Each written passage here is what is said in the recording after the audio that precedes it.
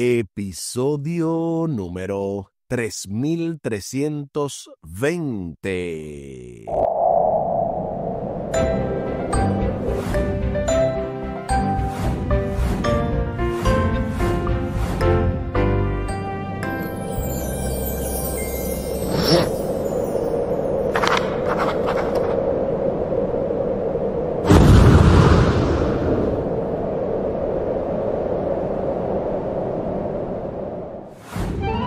Saludos y bendiciones. Esto es Estudio Sistemático de la Biblia por la gracia de Dios y solo por la gracia de Dios estamos alcanzando y este jueves 1 de enero las iglesias de Filipos y Colosas, avanzando en el marco de esta lección número 1, perseguidos pero no desamparados, con el texto a memorizar de Filipenses capítulo 4 y el versículo 4.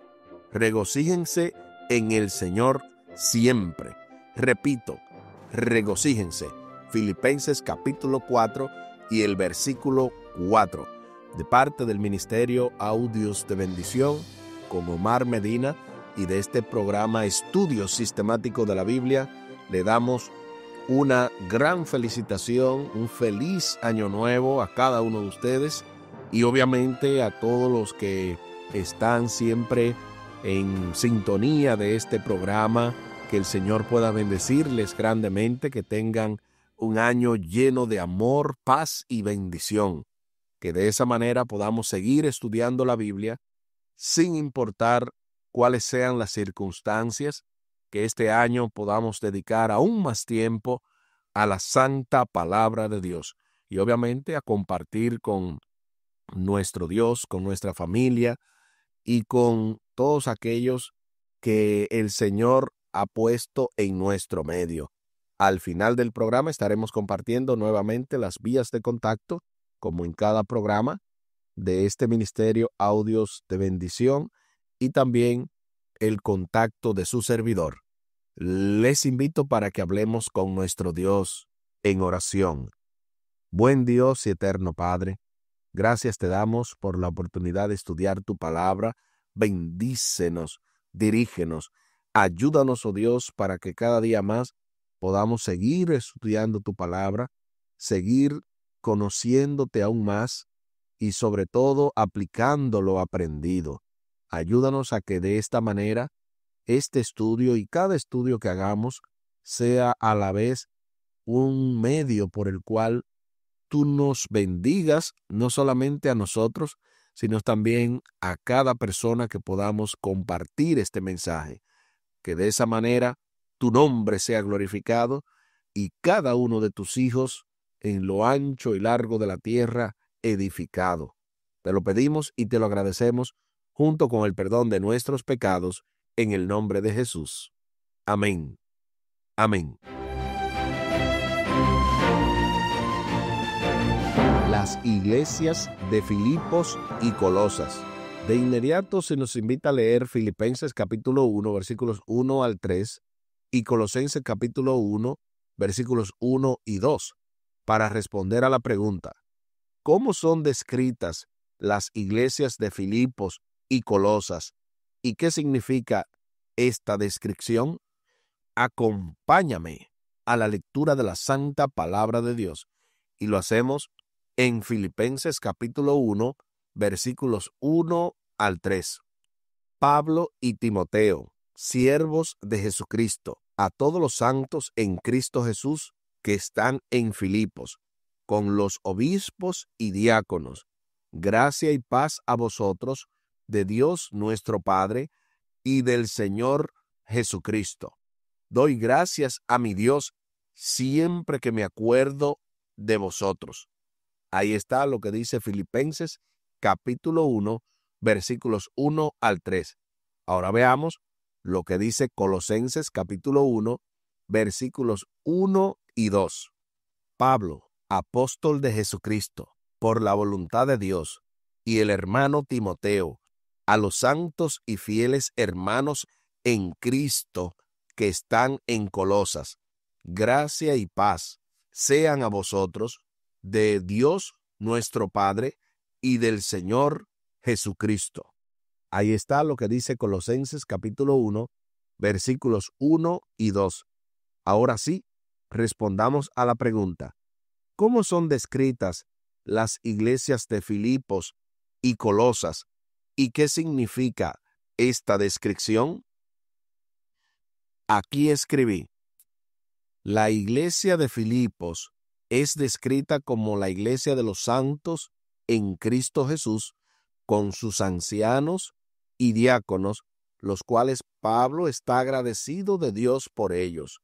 Por otra parte, la iglesia de Colosas es descrita también una iglesia de los santos en Cristo Jesús, y se le añade el adjetivo de que son hermanos fieles, a los cuales, al igual que a los de Filipos, se le da el respectivo saludo pastoral paulino, pidiendo gracia y paz de parte de nuestro Dios Padre y del Señor Jesucristo. Esa es nuestra respuesta. Y es sumamente interesante la mención de los santos, obviamente. Yo aprendí algo que a continuación, ¿verdad?, el autor nos va a compartir. En su típico saludo epistolar, Pablo llama a los cristianos santos, lo que significa que fueron apartados como pueblo o consagrados como pueblo especial de Dios en virtud del bautismo, así como Israel lo había sido antes como nación santa por medio de la circuncisión. Esto no tiene absolutamente nada que ver con la práctica de la Iglesia romana de canonizar a las personas como santos. Entiéndase esa parte, que es sumamente importante, que cuando Pablo aquí llama a los santos, no es lo mismo que hace la Iglesia romana de canonizar a la gente, o de decir que fulano fue un santo, o que mengano fue un santo, sino que Pablo está hablando en virtud del bautismo, que tiene que ver con la práctica que equivale a la circuncisión que se hacía en el Antiguo Testamento, pero ya en el Nuevo Testamento, obviamente el bautismo es el nuevo medio por el cual la persona se aparta o se consagra como un pueblo especial de Dios, y a eso es que se le llama santos. También es interesante el paralelismo entre los dos saludos de estas dos epístolas. Pablo se refiere a obispos, es decir, en el griego, episcopos, literalmente supervisores, y diáconos en Filipenses 1:1, en Filipos, y a hermanos santos fieles en Cristo en Colosenses 1:2, en Colosas. Así que esta mención es una mención importante que se refiere, ¿verdad?, a los hermanos de Filipos acerca de los obispos, que literalmente son supervisores en el griego traducido al español, y diáconos, y hermanos fieles, hermanos santos y fieles, mejor dicho, en Colosas. Cuando el Nuevo Testamento habla de hermanos fieles, se refiere a quienes tienen un ministerio específico en la iglesia. Esa es la parte que yo digo, ¿verdad?, que es sumamente interesante. Yo no la sabía, y es bueno que tengamos presente esto, que cuando la Biblia, especialmente el Nuevo Testamento, nos refiere a esa frase de hermanos fieles, tiene que ver con alguien que tenga un ministerio en la iglesia. De ahí que aquellos que hoy en día tenemos una responsabilidad, tenemos un ministerio específico en la iglesia, se pudiera decir lo mismo. Hermanos fieles. ¿Fieles a qué? Al llamado divino. Fieles a la voluntad de Dios. Hermanos que no rechazan, en ese sentido, el deber que Dios le está llamando. Por lo tanto, Pablo parece estar dirigiéndose no solamente a miembros de iglesia de esas ciudades, sino también a sus líderes.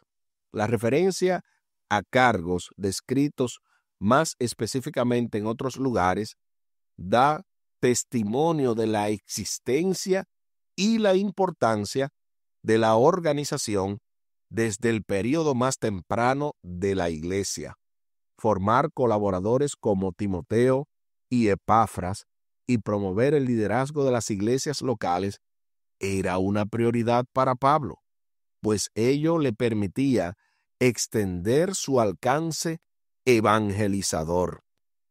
Y esto no ha cambiado en absoluto, porque hoy en día, si no fuera por los ancianos locales de la iglesia, el trabajo pastoral sería terrible, sería realmente muy limitado, porque el alcance evangelizador depende de un buen liderazgo de la iglesia.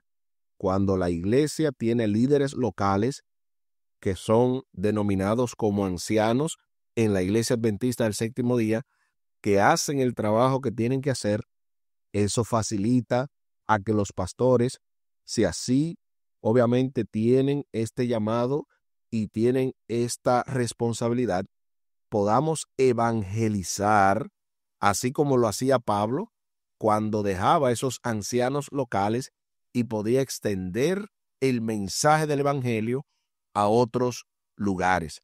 En otras palabras, había un enfoque estratégico, tanto para la evangelización como para la retención. Y eso es lo que tiene que hacer la iglesia. Nosotros no estamos llamados únicamente para retener. Yo, ¿verdad? A veces utilizo un término que no siempre es bien apropiado, ¿verdad? Voy a reconocer esa parte, pero es lo que normalmente algunos miembros entienden que es el trabajo pastoral, y tiene que ver con como darle la hostia, que es lo que hacen los sacerdotes los domingos en la iglesia católica, que el sacerdote está para darle la hostia, la homilía. Nosotros de verdad necesitamos pedirle al Señor que nos ayude para que tengamos un enfoque bíblico más que un enfoque tradicional. Todos los ministros de Dios, pastores de la iglesia adventista, estamos llamados para atender ambas necesidades, pero especialmente para expandir el reino de Dios, ya que si no es así, ¿cómo el Señor, pues precisamente, ha de venir? Si no hacemos esta parte, junto con los laicos, obviamente, decididos a predicar, decididos a evangelizar, ambas cosas son necesarias. La retención, pero también la evangelización, que es normalmente el dolor de cabeza de casi todas las iglesias que nosotros vemos a nuestro alrededor. Nuestros pioneros adventistas siguieron el modelo neotestamentario de organización eclesiástica, como lo muestran artículos de la Review and Herald de 1850. Y a propósito de este artículo, hay un artículo que salió en el Review and Herald también, en ese mismo periódico, el 6 de diciembre de 1853, específicamente en la página 173, titulado El orden del Evangelio, escrito por Jaime White, donde él establece lo siguiente: el orden divino del Nuevo Testamento es suficiente para organizar la Iglesia de Cristo. Si se necesitara más, habría sido provisto por inspiración. Esto es de la Review and Herald del 6 de diciembre de 1853 y específicamente la página 173. De paso, si alguno lo desea, podemos proveerlo, podemos compartir este artículo completo, no solamente este fragmento de esta cita, sino todo el artículo. Está originalmente en inglés, habría que traducirlo si usted solamente lee español, pero lo interesante es que tenemos este artículo completo listo para compartirlo a aquellos que lo deseen. Mucho antes de que Pablo escribiera a estas iglesias, los apóstoles ya habían comenzado a establecer oficiales en la iglesia de Jerusalén. Y hay otra cita, la cual vamos a compartir, y esta se encuentra dentro del libro Los Hechos de los Apóstoles de Elena de White. Hacemos la diferencia porque hay un libro en la Biblia que se titula a sí mismo. Esto es Hechos de los Apóstoles, dentro del capítulo 9, los 7 diáconos, y específicamente la página 75 y el párrafo 1. Noten lo que dice esta poderosa cita. La organización de la iglesia de Jerusalén debía servir de modelo para la de las iglesias que se establecieran en muchos otros puntos donde los mensajeros de la verdad trabajasen para ganar conversos al Evangelio. Los que tenían la responsabilidad del gobierno general de la iglesia no habían de enseñorearse de la heredad de Dios, sino que como prudentes pastores habían de apacentar la grey de Dios, siendo dechados de la grey.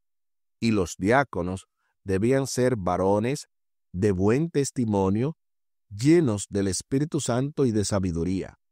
Estos hombres debían colocarse unidamente de parte de la justicia y mantenerse firmes y decididos. Así tendrían unificadora influencia en la grey entera. Del libro Hechos de los Apóstoles, capítulo 9, los 7 diáconos, y específicamente la página 75 y el párrafo 1. Ustedes dirán, aquellos que nos están siguiendo a través de el texto, literalmente el texto tiene la cita más corta, más resumida, pero acabamos de escuchar la cita completa, el párrafo completo, para que ustedes pudieran tener una mejor idea de lo que había en esta cita, y esto lo buscamos directamente en la página EGW Writings, la palabra escritos en inglés, Writings, y ese texto, ¿verdad?, es sumamente interesante porque establece que la organización de la iglesia de Jerusalén era el modelo para las demás iglesias y que cada uno de los que tenían la responsabilidad del gobierno de la iglesia no debían de enseñorearse de la heredad de Dios. O sea, no debían de ejercer un dominio de una manera brusca, sino apacentar la grey de Dios, siendo dechados. En ese sentido, esa palabra se entiende mejor en el contexto de lo que dice Primera de Pedro, capítulo 5, versículos 2 y 3. Tenemos un breve tiempo, vamos a aprovecharlo.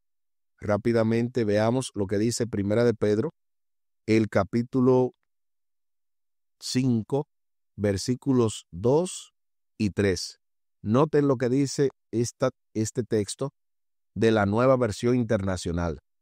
Pastoreen el rebaño de Dios que está a su cargo, no por obligación ni ambición de dinero, sino con deseo de servir como Dios quiere. No sean tiranos con los que están a su cuidado, sino sean ejemplos para el rebaño. Ahí está lo que dice Primera de Pedro, capítulo 5, versículos 2 y 3 de la Nueva Versión Internacional. Es bien sabido que Pablo utilizó a veces ayudantes literarios en la composición de sus epístolas. Timoteo es también mencionado como asistente editorial en otros lugares. El hecho de que Pablo siguiera usando tácitamente el pronombre de primera persona singular yo en lugar de nosotros demuestra que su autoridad apostólica respaldaba estas epístolas. En otras palabras, Pablo usara tácitamente ese pronombre de la primera persona yo porque entendía que era lo mismo que tanto ellos habían escrito como lo que él quería que se dijera. Y eso incluso se usaba cuando Elena de White estaba viva y ella supervisaba lo que los editores escribían. A veces ella escribía algo y no estaba bien escrito, quizá no era la forma correcta gramaticalmente hablando, pero ellos hacían cualquier cambio y se lo llevaban y ella los autorizaba. Por eso se entiende la autoría de ella en esos libros, a pesar de que tenían en ese sentido la edición de los editores, pero era su propia voluntad. Y por eso hago esta comparación de que asimismo Pablo utilizaba la persona yo, a pesar de que no necesariamente él era el escribiente, él era el amanuense, él tenía gente que le escribían, Timoteo era uno de ellos. Lo interesante es que el mensaje de la palabra de Dios siempre ha llegado de una manera fidedigna a cada uno de nosotros.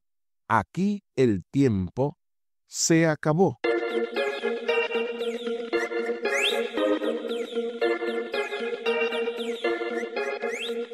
¿Qué hemos aprendido en el día de hoy?